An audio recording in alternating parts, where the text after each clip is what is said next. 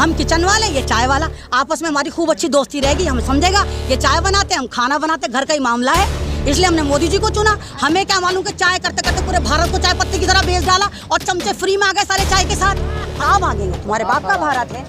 इनकी माँ जहेज में लेकर आई थी भारत को, जो भारत छोड़ के मुसलमान भागेगा। जय श्री राम का नारा लगाया, किसी को भी मार दिया। जय श्री राम का नारा लगाया, मंदिर में घुस गए, मस्जिद में घुस गए, उत्पाद। हाँ, मुल्ले काटे जाएंगे, मुल्ले काटे जाए। जो आजकल लाउड स्पीकर मस्जिदों के ऊपर से हटाने की बात की जा रही है और मस्जिदों के बाहर हनुमान चालीसा 5 बार पढ़ने की बात की जा रही है, तो उस पर क्या कहना चाहिए? हाँ, एक बात तो बड़ी पॉजिटिव है कि जो हनुमान चालीसा भूल गए थे, कम से कम इस बहाने वो हनुमान चालीसा को याद भी करेंगे और उसका पाठ भी करेंगे। बस ज़रूरी है कि मस्जिद के बाहर ना कर आप मस्जिद के अंदर आकर करें, बाकायदा वज़ू करें और टोपी लगाएं। मस्जिद में आपका खैर मकदम है, इस्तकबाल है। तो ये ड्रामा है सारा का सारा, क्योंकि भारत की जो एक तरह का, भारत को जो बर्बाद कर दिया गया, उस पे से दिमाग हटाने के लिए जो तीर तिचूल तलवार, मंदिर मस्जिद गाय गोबर पे जो एक पॉलिटिक्स हो रही थी, वो फुस हो गई थी। अब नया फंडा निकाल के लाएं, कभी तो हिजाब पे पीछे पड़ जाते हैं, कभी मस्जिद के पीछे पड़ जाते हैं, कभी अजान के पीछे पड़ जाते हैं। तो ये सारी स्ट्रैटेजी है। इसके पीछे आप देखो, लीमू कहाँ कर दिया, 400 रुपये किलो कर दिया, पेट्रोल 125 पार हो गया, और भक्त कुछ हाँ मुल्ले काटे जाएंगे, मुल्ले काटे जाएंगे। भक्तों को बस ये बस मुल्ले काटे जाएँ, पेट्रोल 1000 के पार हो जाए। क्योंकि मोदी जी की पास की नज़र तो बहुत कमज़ोर है, दूर की नज़र मोदी जी की बड़ी काम करती है। यूक्रेन में ये हो गया, पाकिस्तान में इमरान खान मर गया, जिंदा हो गया, ये आएगा वो आएगा, अमेरिका ये कर रहा है। लेकिन मोदी जी की पास की जो नज़र है वो काम नहीं करती कि भारत में हो क्या रहा है। लेकिन मैम, महंगाई मुद्दा तो नहीं है ना?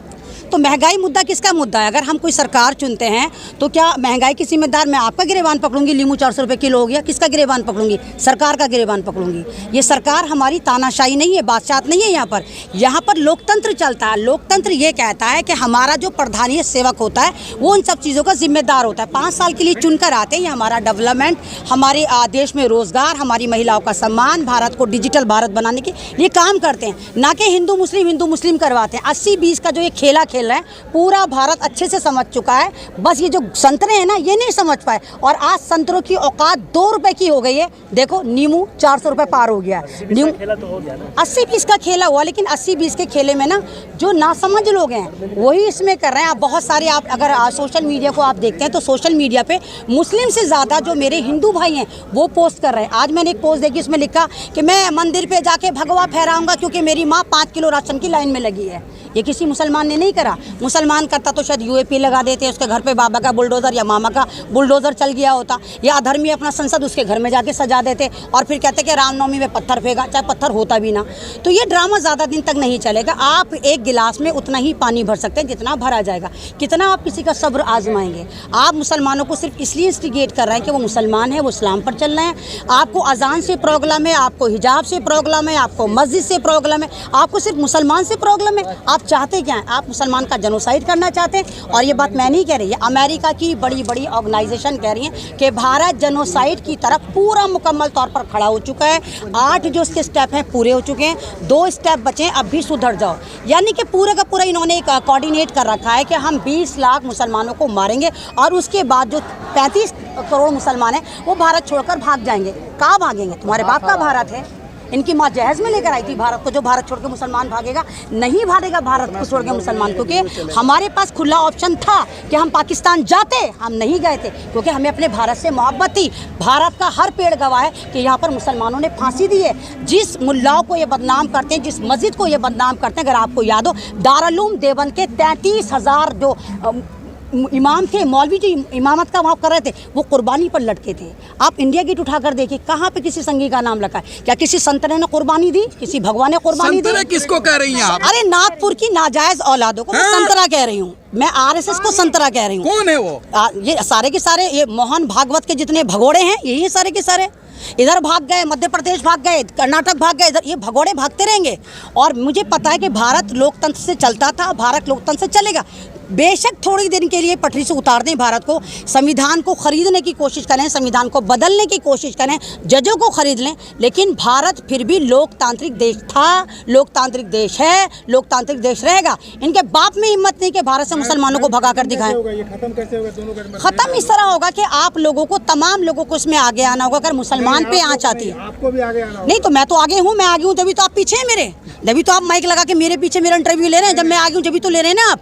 आपको पता है कि ये आवाज़ उठा रही है और लगातार उठा रही है। जब भी तो आप मेरा इंटरव्यू ले रहे हैं ना, मैं तो आगे हूँ, मैं तो हर जगह अपने पे FIR करवा लेती हूँ, कुछ भी बोल देती हूँ। मैं सरकार का जुल्म बर्दाश्त नहीं करती और ना मैं मुसलमानों की आवाज़ उठाती हूँ। किसी भी कम्युनिटी पे जुल्म होता है मैं उसके खिलाफ आवाज़ उठाती हूँ, चाहे वो दलितों पर हो, चाहे वो किसानों पर हो, चाहे वो जवानों पर हो, चाहे वो हिंदू पे हो, चाहे किसी पर भी हो, मैं हर जुल्म के खिलाफ आवाज़ उठाती हूँ। अब तक 4-5 FIR करवा चुकी हूँ।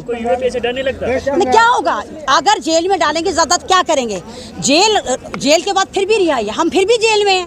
हमारी आज़ादी छीन ली गई, हमें पहनने की आज़ादी नहीं, हमें ओढ़ने की आज़ादी नहीं, हमें बोलने की आज़ादी नहीं, हम कुछ कर नहीं सकते। चाहे हमें जेल में डालो, चाहे हम जेल के बाहर हैं, हमें तो अब भी मानसिकता पर गुलाम कर दिया इन्होंने।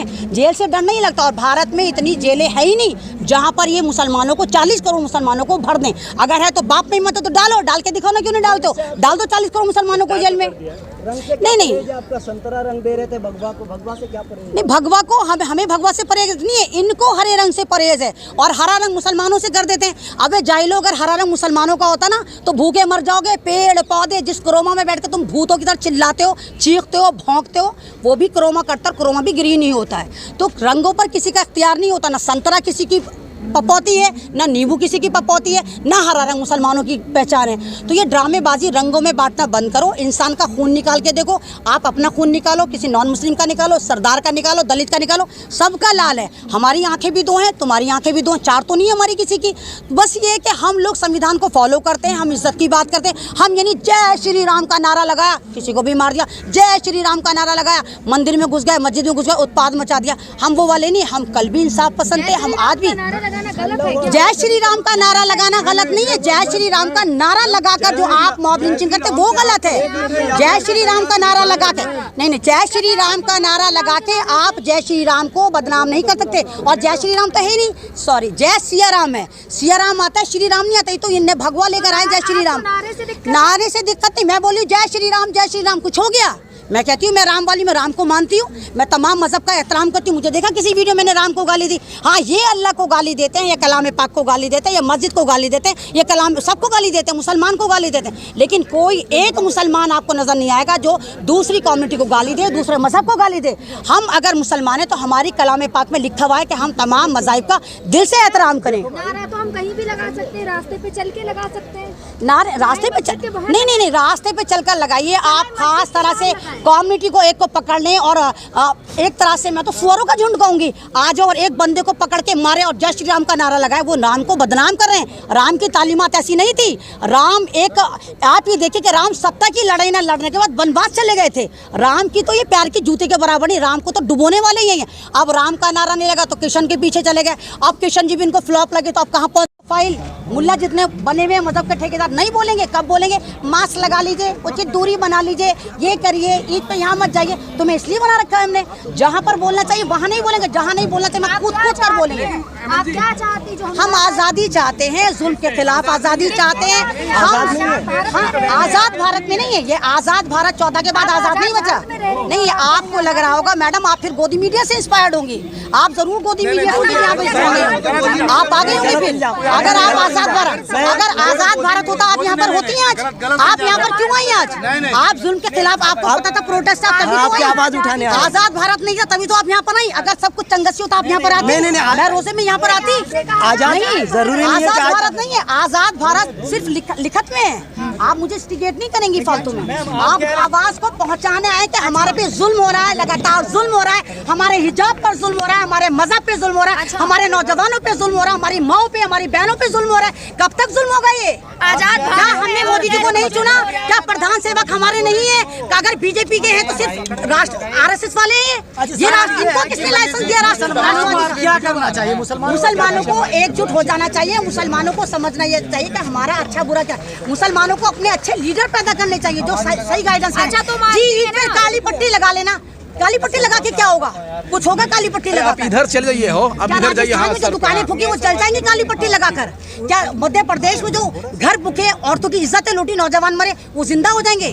काली पट्टी लगाने से कुछ नहीं होगा। आपको एकजुट होना चाहिए, आपको आपस में कोऑर्डिनेट करना चाहिए, आपको उनके धर्म का सम्मान करना चाहिए, उनको आपके धर्म का सम्मान करना चाहिए। आज से पहले क्या नहीं होता था? क्या हम ईद दिवाली साथ नहीं मनाते थे? मैं खुद जाती थी मंदिर, मैं खुद जाती थी गिरजाघर, मैं खुद जाती थी, होली दिवाली सब मनाते थे हम साथ। फिर ऐसा क्या हुआ सन 2014 के बाद? सब चीजें मुश्किल हो गई। आप तो मोदी जी पे आरोप लगा, लेकिन कांग्रेस पे क्या कहेंगे? जो नहीं तो कांग्रेस का ही करा धरा है ये। अगर कांग्रेस सही चली होती तो मोदी जी सत्ता में ना आए थे। इन्होंने जो 75 साल में भारत को डसा, इनके डसने की वजह से हमने सोचा हाय चाय वाला आ गया हमारे जैसा है, हम किचन वाले ये चाय वाला, आपस में हमारी खूब अच्छी दोस्ती रहेगी, हमें समझेगा ये चाय बनाते हम खाना बनाते, घर का ही मामला है, इसलिए हमने मोदी जी को चुना। हमें क्या मालूम कि चाय करते करते पूरे भारत को चाय पत्ती की तरह बेच डाला और चमचे फ्री में आ गए सारे चाय के साथ, हमें क्या मालूम था। किसे कह रही हैं आप? मैम आप चमचे किसे कह रही हैं? चमचे जिनको कहा संतरों का, आपको नहीं कहा, आपको नहीं कहा, मोदी मीडिया को बोला, आरएसएस को बोला, और जो जिसने 2 रुपए पर कमेंट वाले उनको बोला, आपको नहीं बोला। अच्छा, तो जहाँ पानी होता है वहाँ गड्ढे में अगर मर जाओ बात अलग है। 2014 के बाद देश आजाद हुआ, आप कह रही हैं? मैंने नहीं बोला, ये डिजिटल तवायफ ने बोला, ये मैंने नहीं बोला, ये डिजिटल तवायफ ने बोला कि 14 के बाद भारत आजाद हुआ। आजाद भारत में रह रहे हैं। नहीं आजाद भारत ही, अब भारत गुलामी की तरफ जा रहा है, आजाद भारत नहीं है। अगर भारत आजाद होता यहाँ पर बात कहने की आजादी होती, जो भी अपने हक की बात करता है यूएपीए लगा लो भाई, जेल में डाल दो, जो भी कहता बाबा का बुलडोजर गलत चला है चलो भाई इसका मकान भी उड़ा दो। अब मामा और बाबा लड़ रहे हैं कि बाबा परफेक्ट है कि मामा परफेक्ट है, अब दोनों बुलडोजर चला रहे हैं, लेकिन चला किस पर है? सिर्फ मुसलमान। तो ऐसा नहीं होना चाहिए।